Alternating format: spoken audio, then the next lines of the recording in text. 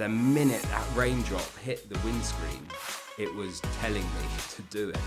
It was my way of asking for help, because I couldn't express myself. Until I met Jesus, I had no words. Until I met Jesus, there was nothing inside me that was good enough to be able to verbalize. Hello, welcome to another episode of Postcards from Antioch, a teaching and training podcast from Barton Church. My name's James. If you've watched any other episodes, you might well have seen me before, but I'm joined by someone you won't have seen before. This is Felix. Hi, hello, Felix. Everyone. Hi. Felix is, I may have mentioned him before, we've recorded a podcast with his wife, Bonner, and I'm going to ask you the same question I asked her. I don't know if she mentioned this, but what's your favourite food? Oh, I don't know. Yeah, she did actually said that she was asked this, and I said, "Oh no, they're not going to ask me, are they? Because I don't know." That's all right. No, but I mean, I had it's probably a sweet tooth. Yeah, okay. So it's I do like a cheesecake or a basically cheesecake. I love cheesecake. Yeah. Could you just live off cheesecake? You think? Yes. Your body might. Yes. Have a problem, but yeah. I feel the same. I'm a big fan of cheesecake. Yeah. Well, there we go. Homemade That's cheesecake. Homemade. Yeah, absolutely. Well, that's the most important thing out of the way. So Felix is joining us today because, like Bonner, his journey to becoming a follower of Jesus is, I suppose, quite eventful. Might be one way of putting it. But as we said, everyone's story is their own, and I know you yourself hold the view that no one's story is more important than others, because every journey towards Jesus is a wonderful thing. Yeah. But yours might be worth making a podcast about. That's what we decided. So, Felix, why don't you start telling us? So, we know you're married to Bonner. Why don't you tell us a bit about yourself, what you do now, and things like that? Yeah. So, where to start? What do I do now? I am a detention custody officer now. Okay. So I go into prisons and I travel with people back home when they're being released from prison. I do that, and I also volunteer in a prison in Kent that I used to be in when I was younger. Okay. So I do that, and it suits my lifestyle because I get a text message on my phone saying, "Felix, be at Gatwick in 72 hours. You're going to this country. You've got to go to this prison and collect this person." Okay. So it keeps me kind of. It's not your normal go to work, kind of thing, which suited my character. So well, maybe we should hear a bit more about your character. I mean, you already made reference to the fact you visit a prison that you used to be in yourself. So that's probably got some people with some questions. So why don't we start? Tell us about how it all began then when you were younger. So how would you say, someone said, "Felix, tell me your story." Where would you start? Yeah. So I'd probably just be open with growing up. I originally from Brighton, so we moved over to Kent just before when I was 8 or 9 years old, and I always had a lot of energy. A kid that was really just didn't know how to handle his energy, kind of thing. My home life was good. My parents were loving parents. They cared for me. They taught me values. They weren't together throughout my upbringing, so I had various different stepfathers, kind of in my dad's role. But by the age of 11 to 12, I experienced some things in my life that basically changed my course as a teenager growing up. Yeah. So I was very much set aside from the people at school because of what was happening outside of school. I was abused over a period of time by some a person that was meant to be looking after me, and this basically gave me a. I remember making a decision to, as a 12-year-old kid growing up and this happening, you look to fix this, the pain that I felt at that age that I didn't know how to process or deal with. I looked to other things around me, so I started, drinking. I started smoking weed. I started finding outlets to express myself. So nobody knew around me that this was happening to me, and I very soon realized that by numbing my pain, I was able to take myself away from that situation. It was a very logical thing to do. If you have pain, it is to take a painkiller, and that. So I started at a young age with drugs and alcohol, and it was, it really changed the course of my upbringing. So it got a hold on you, I suppose. So by the age of I had this whole process, I ran away from it in the end. At the age of 13, there was a turning point. I was I trying to express myself, but didn't know how. I picked up. I think I'd previously that day run away from this person that was in my life at the time, and I picked up a brick on the train station in Surrey, walking back to Canterbury one night, and I just walked past these two Mercedes-Benz garages, and just let loose, really. Walked in, smashed every single car up, and then walked slowly down the road to the next one and did exactly the same. Okay. Wow. So 2 car showrooms full of Mercedes-Benz, basically. I just had anger. I didn't know what I was experiencing. I had grown up too fast, too young, essentially, and my outlet was just to try. It was rage, and this rage kind of stayed with me. But I remember sitting in the back of the police car then, and just it feeling like so surreal and not really real, because I was so young. They took me to the police station, did the whole thing, but luckily I got a suspended sentence, and we did a thing where you have to go and meet the victims of your crime and stuff like this, and community service. So I didn't get. But that was the beginning. It soon set a period of events where I was then asked to leave the school. So I then wasn't at school. I wasn't at home because I just had already this nomadicness inside me. From that age, 13, 14. And a friend of mine's mum was basically. They were moving back to Germany, and they said to my mum, they said, well, maybe Felix should come with us, because, he's not at school. He's turning up at our house every day with blood all over his hands after smashing up cars and, things. So I jumped in the car with them, went to Germany, and stayed in Germany for 6 months. And then, that was, it was from then, it was backwards and forwards, really. I was sent at 14 years old to a school in France by my friend's parents, and that and I basically got excluded from that school, and then went to a farm where we would work. So the idea was to kind of work the naughtiness out of me.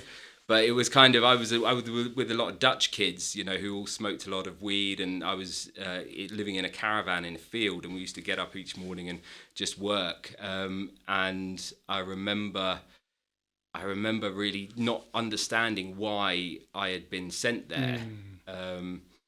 How old were you when you were doing this? I was 14. You were 14. So I was 14 by that time. So you're still very much a child. So. Yeah, I know. I remember looking out the window there in France and just not understanding the world, not understanding what what had happened to me in this short period of time. And even then, I was waking up at night screaming, because of thinking that people were coming into the room and doing things to me. I would wake up screaming, and the French family I lived with would run up the stairs but I remember, even back then there was something different about me that I felt was different. I just had a depth to me that was, I was dabbling with alcohol then, even in France. And then I remember my parents actually coming to collect me, and obviously making an arrangement with the Dutch people who had said I wasn't ready to return back to England, so they left. And I just felt, bitterly. So you were there by yourself? I was there. They had come to pick me up, but the family I was living with, could see that I wasn't ready to return back to England. But I then took it upon myself to get back. So I went to still don't know how I managed to talk a lady into buying me a Eurostar ticket to get back to England. I remember sitting on this Eurostar thing and having a glass of wine, and literally at the age of, I think it was just coming up to 15 years old then. Coming so back you've always had the gift of the gab. Yeah, I managed to talk her into it. Got back to England. I made a conscious decision, walked, trained to Canterbury, got to my mum's house, walked in, got my bag, and walked out the door. Okay, and that was it. And it was that night that everything changed. I opened my eyes and I was in a forest somewhere. And that's where I got introduced to this techno responsibility kind of lifestyle of sound systems, free parties, kind of the traveller movement. And I remember at 6 a.m. when the sun was coming up, having my first line of ketamine on the table, and knowing it was my first ever experience, but I knew right then that what the substance I had just taken was going to change the rest of my life, and I knew it, and I was 100% sure of it. And it was dark, and it was a dark, lonely, isolated place I was in, and that's when this freeze, flight, or fight kicked in, and I chose flight, and I didn't stop fleeing from that point on. I got on a train from Canterbury to Bristol in the train toilet, got out of Bristol, stole a tent from Aldi, put it in the park there. And that's where I lived for a while. Then I drifted over to Devon. Then I, just lots of different places. I did that up until the age of 16, 17 years old. Yeah. So you're still a child, really. Even Yes. All this time, doing these things. Yeah. And then at the age of, heavily addicted to ketamine, it just consumed my I was selling it. We were, finding different ways to get it into the country. We were at 17 years old. It was just my life. Ketamine was, and I had already, it had taken a grip of me, really.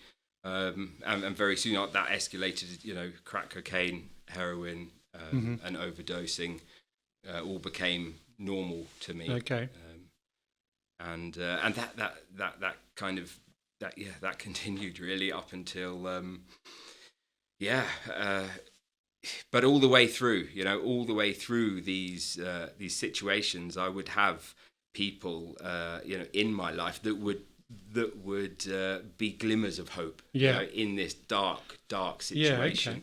So can you tell us about any of those? What kind of... So I mean, firstly, one of the few words that somebody ever said that stuck with me was my dad, and he said, "Felix, if you ever pray in the name of Jesus." And he used to walk past me, when I was begging on the street, or when I was, just out and about, and he used to just sit with me. His gracefulness and his devotion to helping his son helped me so much. And there was multiple things that happened, but I think I was 13 years old, walking through Canterbury High Street. I had blood on my face. I'd been in a fight. I was drunk. I heard a preacher preaching, and I stopped and listened, and he was telling me about Jesus, and that Jesus could set me free. And then he told me to come to church the next day, and I went to church. It was Barton Church, and it was over at in a school hall down there.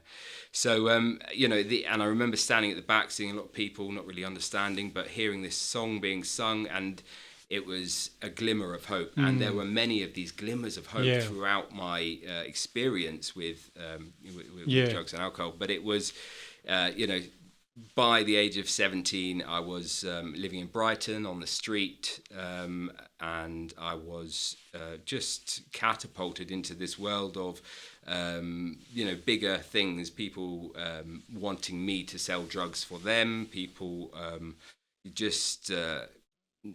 when I used drugs, there was no limit, so there was no cutoff. People would really stop using with me because I didn't use for the same reason they used. I used to escape what I felt inside me, and it was like there was no limits at all.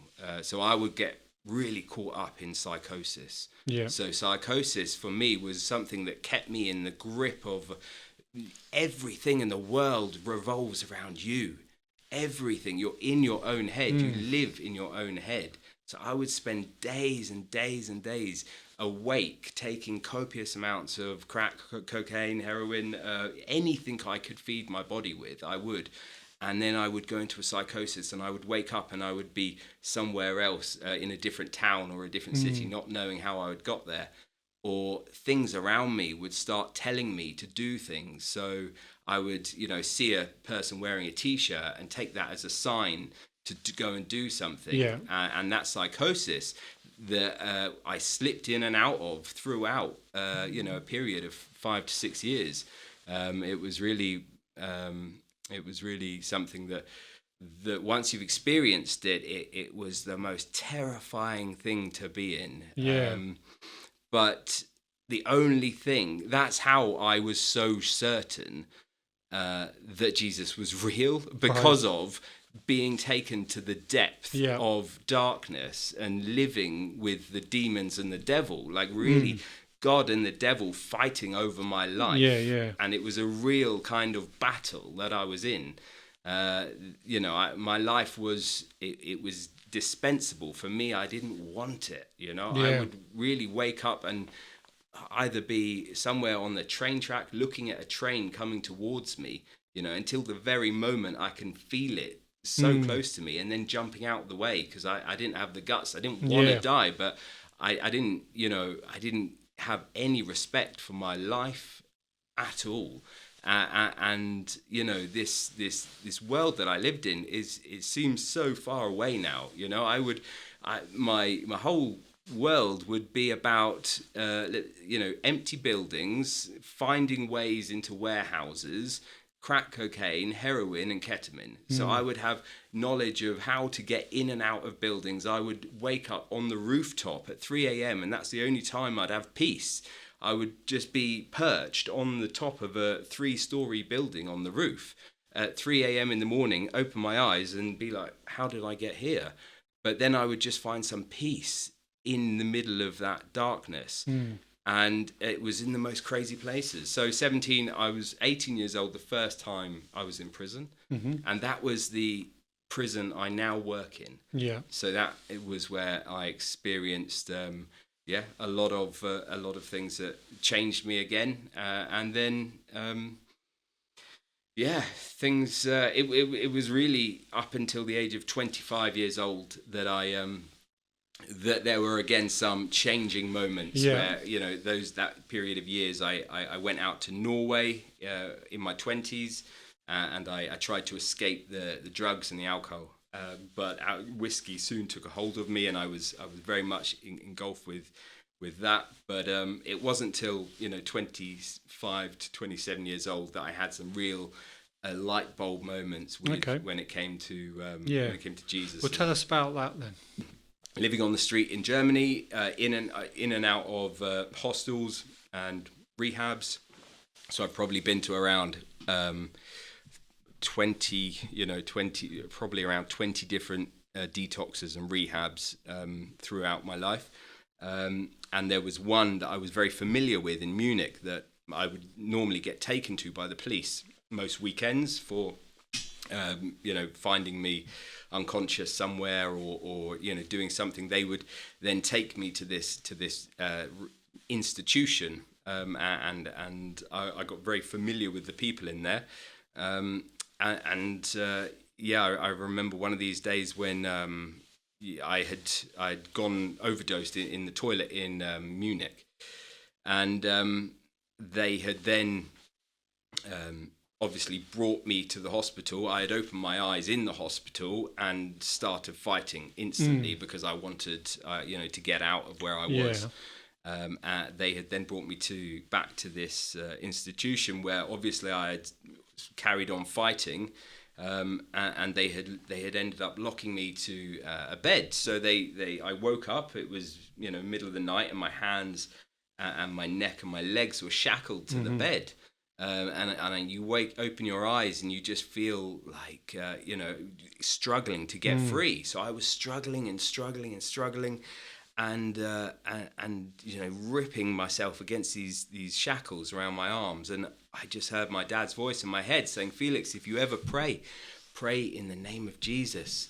And that was probably the first time in my life that I experienced the saving grace of Christ, relational to my life. So I was in this room, and I remember hearing Russian speaking voices playing cards, not knowing where I was, struggling, trying to rip myself out. And then I prayed, "Jesus, I pray, Lord Jesus, I give you my heart, I give you my body, I give you my bones, I give you my life."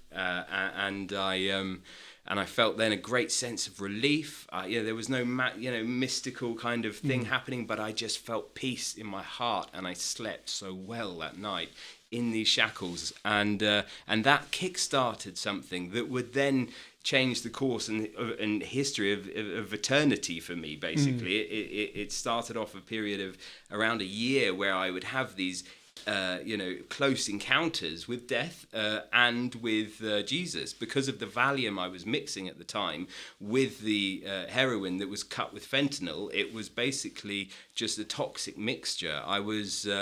When I was released from that situation, I really knew I had tasted change. I had tasted what it was to be free. But physically, I hadn't broken free. So the minute I got out, I relapsed again. And then again, I was put into a coma for a number of days after basically taking a lot of a concoction of different things. And I remember being in this coma in Munich, in the hospital bed. And I really remember what it was like to die. That was the second event. So the first was in the hospital bed. The second was in this coma. And I remember it being a dark and isolated and a lonely place. And there was nothing there for me. And I really, and I knew then when I opened my eyes that something had to change, that I could no longer live like this. And I was actually asked to deport. Essentially, they signed a thing with the police. In the end, after the last event happened, which was when on Christmas morning in a small town in Germany, I woke up in my caravan after being released from this hospital. And I looked outside my window, and the car I was driving had all the windows smashed. And I had blood all over my hands. And I didn't know what had happened at all. I didn't know how I got there, why my car was smashed up. So I made a decision then, and I thought, right, what can I do? The only thing I can do is get locked up, because that's the safest thing for me. So at 7 a.m, in the deep of winter, I drove my car down into the local town. I parked it in a car parking space opposite the police station. And I was battling with myself. Felix, get out of the car and ask them for help, ask them for help. And then again, this psychosis kicked in, and I started talking to myself. Right, then no one's going to understand. No one knows you. No one can feel your pain. No one knows what you've been through. No one is with you. You are isolated on your own. When the first drop of rain hits that window screen of the car, that's telling you to end everything and drive into the police station. And there was just silence and greyness and stillness, and there was no one on the streets. And I was parked in Lidl's car park opposite the police station, and I had burnt every bridge. I had been physically violent to many people around me. I had manipulated to a scale of, unbelievable. Anything I saw was mine for the taking, to feed my addiction, to feed the selfish sin that I was living in. And the minute that raindrop hit the windscreen, it was telling me to do it. So I picked up speed and drove at around 65 miles an hour through the front door of this police station, through the front gates into the side of the police station. So I crumpled the car. In a split second, I had 10 or 15 guns pointed at me, and they didn't know what had happened. I didn't know what had happened, but it was my way of asking for help, because I couldn't express myself until I met Jesus. I had no words. Until I met Jesus, there was nothing inside me that was good enough to be able to verbalize. And they then took me inside. They said, "What were you trying to do? Were you trying to kill yourself?" Then they took me to the local hospital, where I'd broken some bones, so they started patching me up. The two policemen standing outside the door, and I looked up and there was an open window. So I thought, right, let's go. So I climbed out the window, out the back of the hospital, and I could see the police running up and down this main road outside the police station with my car smashed into the front of it. So I walked down the main road and I walked into the petrol station and I grabbed a bottle of whiskey and I walked out and I just downed that bottle of whiskey and I walked back and I realised I had nowhere left to go. And I went back and I just sat on the on the stairs of the police station, just watching them go like that. And then when they realised I had walked back to the police station, they took me in, and then I was then locked for a longer period of time in a mental institution, where I experienced what it was like to be in straitjackets, to be in kind of to feel from the medication, the antipsychotic medication they were giving me, to really feel like I was losing my mind for a while. But then these things started changing, and I was holding on to those glimmers of hope that I had felt when I had prayed to Jesus, and I knew that I had to go and search for people and for places that were going to help me to understand what I had encountered. So on release there, I was sent out of Germany on the deal that I don't come back. And I then ended up in Brighton, where I was on the street again. And then I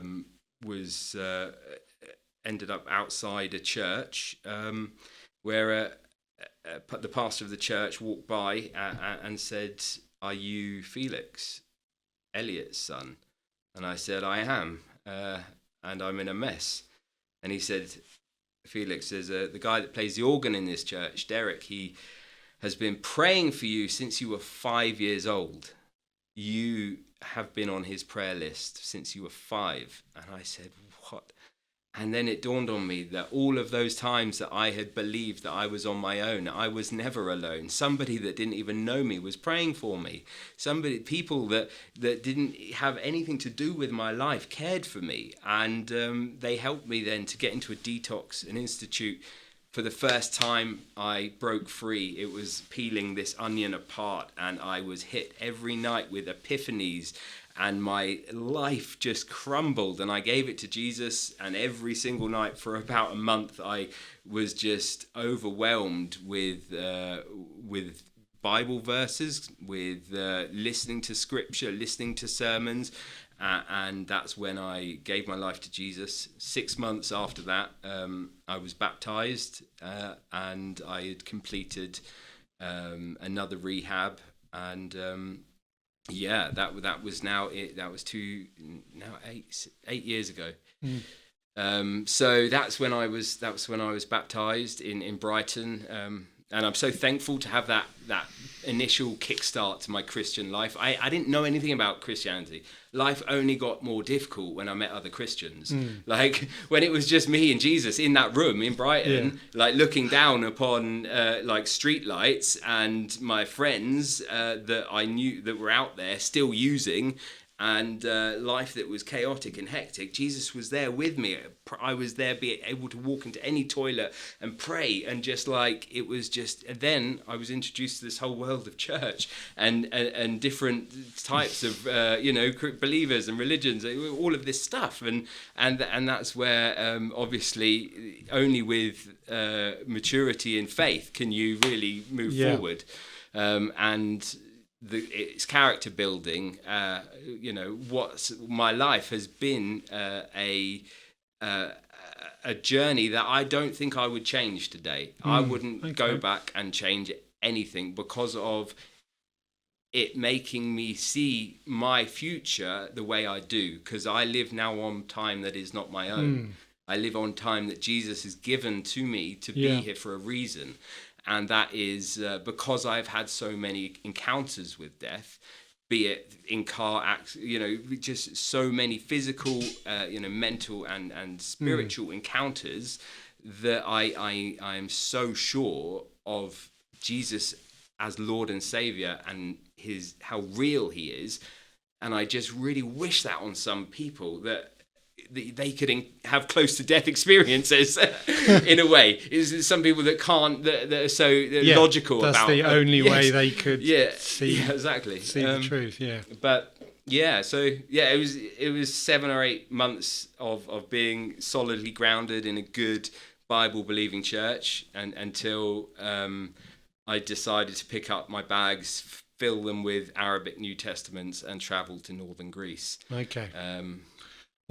We've heard a bit about that from Bonner, because that was what eventually took you to meet Bonner, where your life changed again. So, Felix, do you feel like all of these experiences, obviously you talked a bit at the beginning about what you do now, the prison ministry, and even your working with sort of the detainees and so on. Do you feel like there's a part of you that has to be doing that kind of work, working with people who have been in similar places to you, I guess? Or do you think it's just... I do feel that God has put me in a place that I could have never believed, I would ever reach. And it's only... and because I can understand... when I'm at work and there is an altercation and a physical altercation, I am so much more in the mind of the person who is, and I can see why they are lashing out.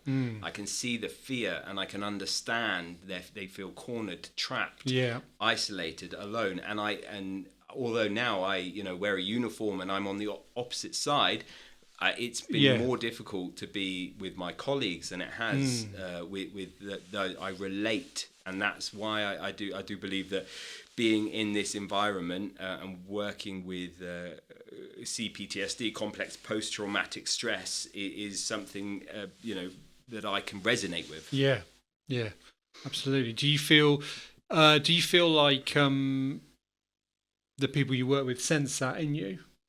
I think once they know, it breaks down a lot of barriers. So once they can understand that, once they find out that actually I've been where they are, the barriers break down and they can open up and they can talk, and then through that bridges can be built. and hope can be shared. Yeah. So I think one of the things, people who speak to you or hear you speak, certainly when you shared a few things at church, can't help but be impacted by your obvious desire for others to know the sort of something of the freedom that you know.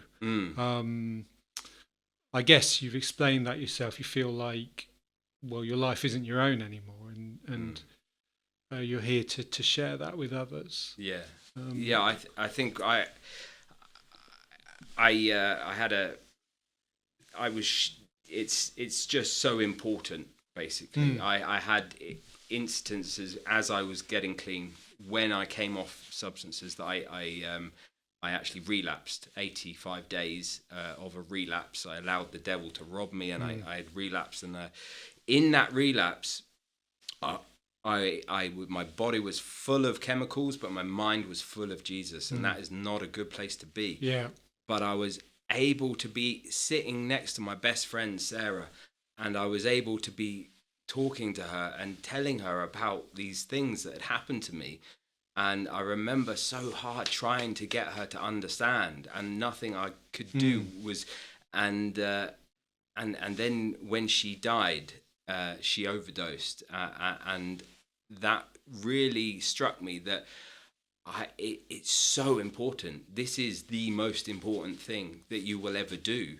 Yeah. It is your relationship to Jesus, because once everything is stripped down, when you've got a gun pointed at you and you know you're about to die, you're not worried about anything else apart from your relationship to God. Because I've been there, and I know that's what even an atheist comes back to praying when they're just about to die. And it's built into us. Yeah. And that's why I find it so important. And it's more of a lifestyle that we should be living that is like that. Not a course that we should be doing, but that should just be ingrained into us to be able to share this hope. Yeah. Well, you and Bonner actually are you've got plans of your own, or God has plans. You're planning to return to Albania, is that right? Yes, yeah. Axios. Axios. Tell us a little bit about Axios. So we might do another podcast for the next season. Talking a bit more about Axios. Yeah. But this is you and Bonner have decided you're going to go back to Albania and give people hope there. Yeah, it was a difficult decision that's probably taken 6 years to come to, but we really felt that the community in Albania, is in such a need for restoration, such for relatable Christianity, for a Jesus that is not a figure on a cross in a church that doesn't relate to them, but it's out there on the street corners. It's in the places where the religious types aren't going, and it's a faith that can be lived and breathed, and sharing that with the youth growing up in the towns and the villages was for us something so important. So Axios, the whole community centre that we plan to be starting up, and the work with the church there is it's really exciting, but it's also, we haven't got any false ideas that it's going to be easy at all. It's not, but we are, it's the time is coming soon, spring 2025, moving out. That's the plan. Yeah. Oh, fantastic. God willing. Well, yeah, absolutely. God willing. So, well, thank you very much, Felix, for taking this time to share your story and to fill us in a bit about what you're doing. As I say, we may see you and Bonner again on another Postcards from Antioch if you're up for it. And and obviously, I think the thing to bear in mind is that I think one of the problems for some of us is we don't have these experiences of God in the same way as you, because we've not put ourselves in these places. But that doesn't mean it's the same God. He's still doing the same things in our lives, regardless of who we are. And he's still calling all of us to give our lives wholeheartedly to him. Yeah. And you don't need to go through. Yeah, exactly. No, in fact, every life turned to Christ is a miracle. Yeah. And I actually went through a period of time of not being able to talk about my past. But then I really came to the understanding that it was, if it's glorifying to Christ and it's pointing people to Jesus, then it's as much a miracle as somebody giving themselves to the faith in their teenage years through church youth group as it is through a coma in a hospital. Sure. It's a miracle. Yeah, absolutely. And thank you. It's a privilege for you to share that with us, I think. Great. So thank you very much for that, Felix. And thank you very much for joining us. And we hope that you'll tune in for another episode another time. We've got plenty already available. I'm sure you can look through Spotify or YouTube and find something that interests you. Thank you very much. Great Thanks again, stuff. Felix. Thanks a lot. Bye-bye. Cheers. Bye.